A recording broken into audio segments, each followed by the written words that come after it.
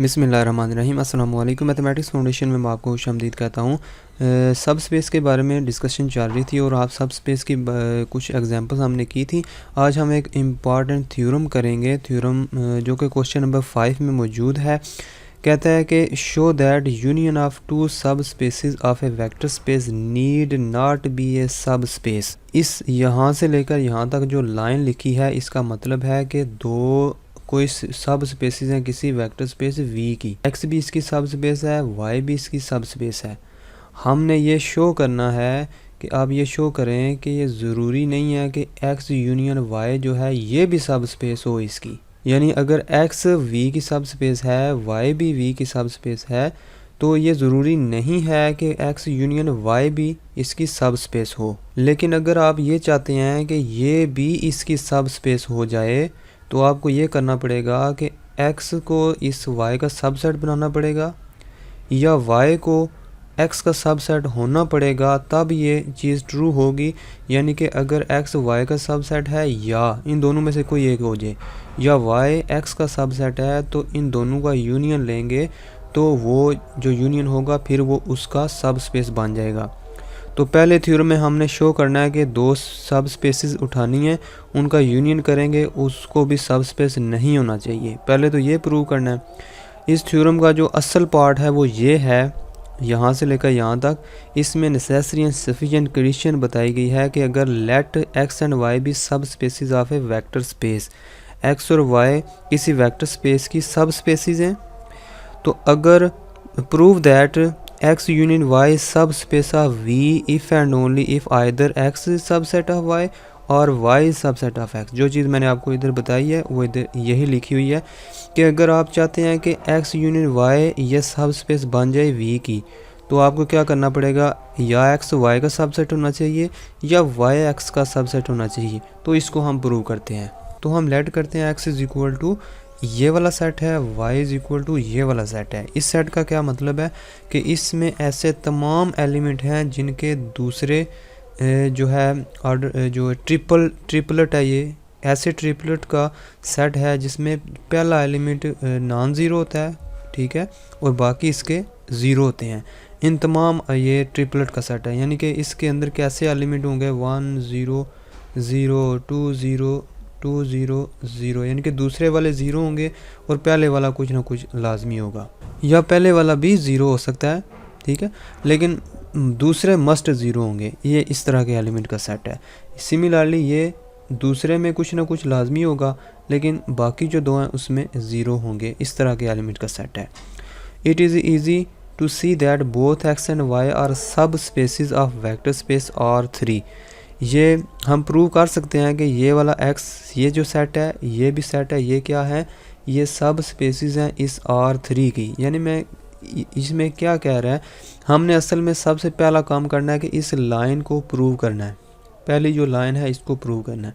पहली लाइन में क्या लेना है, हमने दो सब स्पेसिस लेनी है किसी वेक्टर स्पेस की, ठीक है। टू सब स्पेसिस हमने खुद से लेट करनी है, ये x है, ये y है, और हमने देखा है कि ये जो x सब स्पेस है R3 की, y भी सब स्पेस है R3 की, तो दो उठा लिया हमने। अब हमने शो करना है कि उनका जब यूनियन करते हैं कि तो वो सब स्पेस नहीं होती, ठीक है।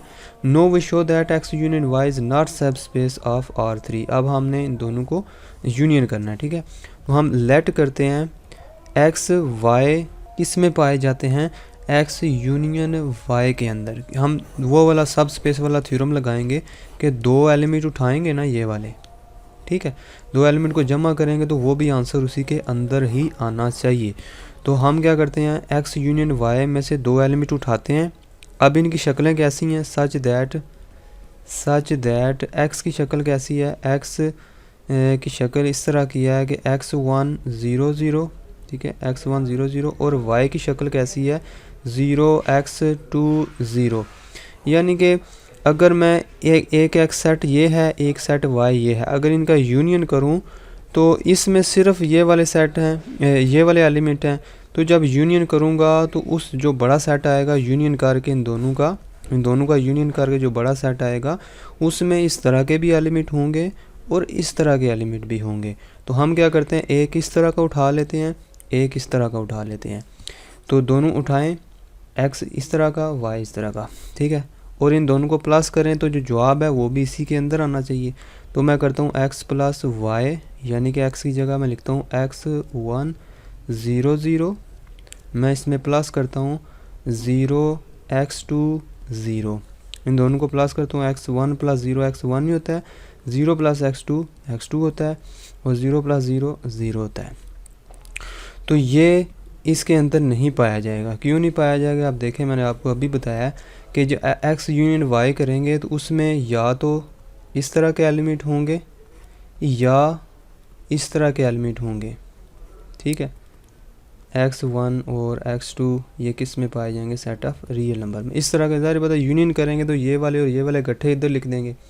तो अब ये जो नई चीज़ आई है ये तो उसमें उस तरह का नहीं है, ये तो इस तरह का नहीं है, इस तरह का होना चाहिए, या इस तरह का होना चाहिए या इस तरह का, लेकिन जब इनको प्लस किया तो ये इस तरह का आया, लिहाजा ये इसके अंदर नहीं पाया जाएगा। जब इसके अंदर नहीं पाया जाएगा तो ये वाला जो x यूनियन y है वो R3 की सब स्पेस नहीं कहलाएगी। अब आप सोच रहे होंगे कि आपने यही क्यों उठाए हैं, x और y यही क्यों उठाए हैं? तो यहाँ पर लिखा है कि आपने सिर्फ प्रूव करना है कि नीड नॉट बी ए सब स्पेस। तो अपनी मर्ज़ी से कोई भी एग्जांपल उठा लें, ठीक है, आप अपनी मर्ज़ी से कोई और भी उठा सकते हैं, आप इस तरह भी उठा सकते हैं, x1 कामा हाली 0 लिख लें और 0 x2 लिख लें हाली, ठीक है। तो उसमें क्या आएगा? x1 x2 आएगा इंटू, तो वो भी तो उसमें नहीं पाया जाएगा। आप इस तरह भी उठा सकते हैं। तो कोई भी ऐसी एग्जांपल उठा सकते हैं जो कि सब स्पेस नहीं कहलाएगी, तो आप इस पहले हिस्से का प्रूव कर लेंगे। तो हम लिख लेंगे सो x union y is not subspace of R3। पहला हिस्सा तो प्रूव हो गया। अब चलते हैं अगले थ्योरम के असल हिस्से की तरफ। लेट करते हैं x और y भी subspaces of a vector space v की सब स्पेसिस हैं, ठीक है, लेट हो गया। प्रूव करना हमने, अगर x यूनियन y सब स्पेस है v की, यूनियन इन दोनों का यूनियन लें, अगर यूनियन जो है वो सब स्पेस होगा v की, तो x को सबसेट होना चाहिए y का या y को सबसेट होना चाहिए x का। तो हम एक हिस्सा सपोज करेंगे, दूसरा प्रूव करेंगे, क्योंकि if and only if condition है, और फिर पहले वाला हिस्सा लेके दूसरे वाला प्रूव करेंगे। हम सपोज करते हैं पहले नीचे वाला हिस्सा, ठीक है, हम नीचे वाला ये हिस्सा सपोज करते हैं और प्रूव करेंगे कि x यूनियन y सब स्पेस है। सपोज करते हैं x और y ये सब स्पेसिस है अलग अलग, ठीक है, x अलग से y अलग से सब स्पेसिस है v के अलग अलग, और and suppose that x subset है y का, ठीक है, या और साथ लिखते हैं या y सबसेट है x का। तो यहाँ पर दो केस बन जाएंगे, यहाँ पर मैं लाइन लगा देता हूँ, ठीक है। अगर x y का सबसेट है, इसका मतलब है x यूनियन y करेंगे तो हमारे पास क्या रिज़ल्ट आएगा?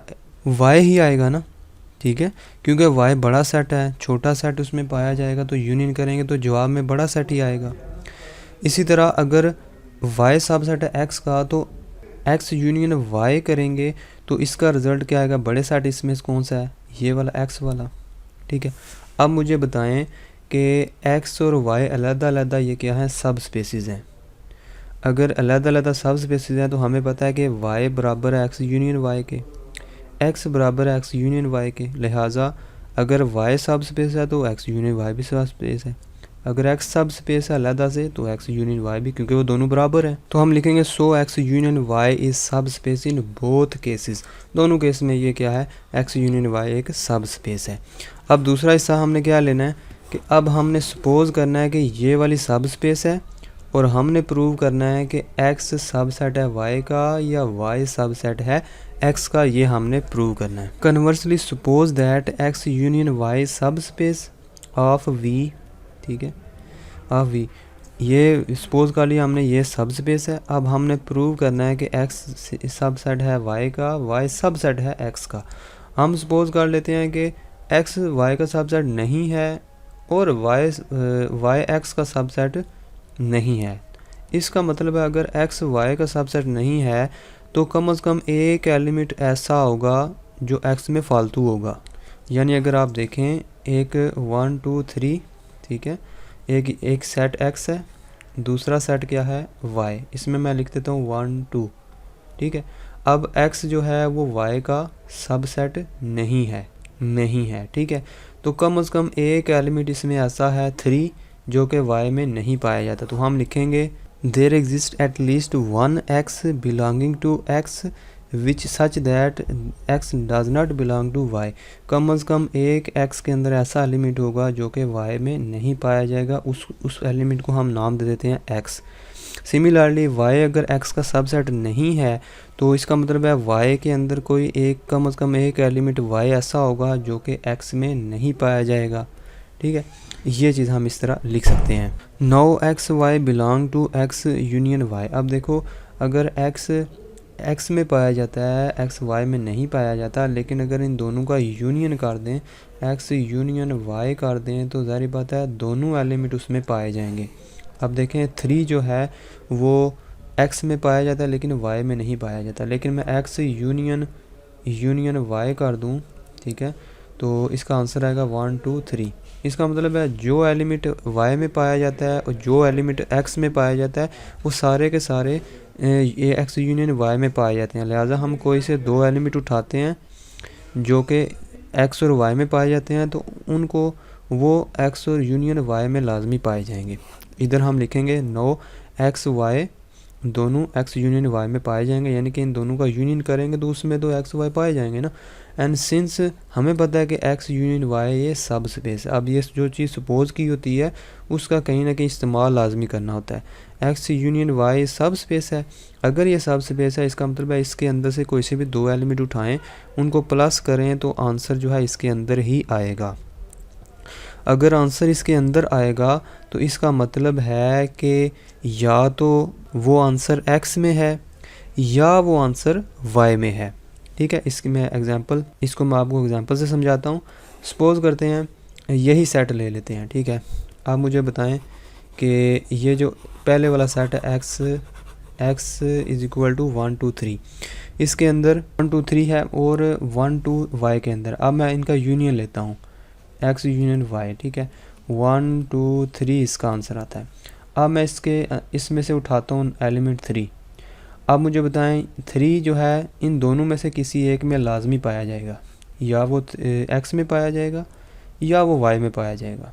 अगर मैं 1 एलिमेंट उठाता हूँ तो या वो x में पाया जाएगा या वो y में पाया जाएगा या दोनों में पाया जाएगा, कोई एक कंडीशन हो सकती है ना। तो यहाँ पर हम दो केस ले लेते हैं कि अगर वो ये वाला जो एलिमेंट है यूनियन में तो है, हो सकता है ये x में हो सकता है ये y में हो, ठीक। तो हम दो केस ले लेते हैं। केस 1 ले लेते हैं, if x plus y belong to x। अगर ये एलिमेंट x में पाया जाएगा तो हमें पता है कि वी नो दैट, हम लिखेंगे चलें हम इधर सिंपल ही लिख देते हैं as x belong to x, capital X, क्योंकि x किस में पाया जाता है, x में पाया जाता है। तो इसको इस्तेमाल इस तरह करते हैं क्योंकि x क्या है, ये सब स्पेस है। अगर x सब स्पेस है तो इन दोनों एलिमेंट को ऐड कर देंगे क्योंकि x प्लस वाई भी एक नंबर है, x भी एक एलिमेंट है, नंबर चलें एलिमेंट ही है कोई, तो x प्लस वाई भी एक एलिमेंट है, x भी एलिमेंट है। तो हमें पता है अगर ये सब स्पेस है तो x प्लस वाई को इसके साथ ऐड कर दें, ठीक है, प्लस माइनस x के साथ ऐड कर दें तो वो भी इसके अंदर पाया जाएगा। देखो माइनस x का मतलब है किसी मर्जी नंबर से मल्टीप्लाई करो इसको, वो भी तो इसमें पाया जाएगा ना। हमने पढ़ा था कि सब स्पेस का मतलब है a w belong to w। तो अगर मैं x को माइनस से मल्टीप्लाई करके इसमें पुट करता हूँ, इसमें लिखता हूँ, तो वो भी उसमें पाया जाएगा ना ऐड करके। तो यहाँ से हमें ये पता चला x plus y minus x belong to x, यानी कि x से कट जाता है, y किस में पाया जाता है, x के अंदर। लेकिन ऊपर हमने देखा था कि y x के अंदर नहीं पाया जाता, तो यहाँ पर हम इस नतीजे पे पहुँच गए हैं कि y x में पाया जाता है। तो ये कंट्राडिक्शन हो गई है, इधर हम साइड पे लिख देंगे कंट्राडिक्शन, ठीक है, कंट्राडिक्शन। केस 2 ले लेते हैं, हो सकता है वो x प्लस वाई जो है वो y में पाया जाए। केस 2 ले लेते हैं, इफ़ x प्लस वाई जो है वो किस में पाया जाए, y में। अगर ये y में पाया जाता है, हमें पता है कि y किस में पाया जाता है, y में पाया जाता है। इन दोनों को प्लस कर दो इस तरह जिस तरह ये किया ऐड करके, यानी कि प्लस इंटू माइनस वाई लिख सकते हैं क्योंकि माइनस a w जो है वो x में w में पाया जाता है। तो ए की जगह मैं माइनस लिख देता हूँ, डब्ल्यू की जगह एक्स लिख देता, वाई लिख देता हूँ, वो भी उसमें पाया जाएगा, बिलोंग्स टू वाई, क्योंकि वाई सब स्पेस है। तो x plus y minus y belongs to y, x belongs to x, तो ये भी कंट्राडिक्शन हो गई है, कंट्राडिक्शन। ठीक हो गया। तो हम इस नतीजे पर पहुँचे हैं कि y जो है वो तो x में नहीं पाया जाता, लेकिन यहाँ पर जो हम नतीजे पर पहुँचे हैं कि सॉरी जो x है वो y में पाया जाता है। इधर हमने लिखा था कि x जो है वो y में नहीं पाया जाता, तो ये कंट्राडिक्शन हो गया। ये कंट्राडिक्शन क्यों हुई है? क्योंकि हमने सपोज़ किया हुआ था कि x y का सबसेट नहीं है, y x का सबसेट नहीं है, ये हमने सपोज़ किया हुआ था। लिहाजा ये जो सपोज़ किया था हमने, ये गलत है। ठीक है, तो असल में क्या होना चाहिए, x सबसेट है y का और y सबसेट है x का, ये असल में होना चाहिए। तो हम आखिर में लिख देंगे over supposition is wrong, x subset होना चाहिए y का, y सबसेट होना चाहिए x का। तो हमने क्या किया था, हमने सपोज़ किया था x यूनियन y सब स्पेस है v का, तो हमने प्रूव क्या किया है कि x सबसेट है y का और y सबसेट है x का। ठीक हो गया।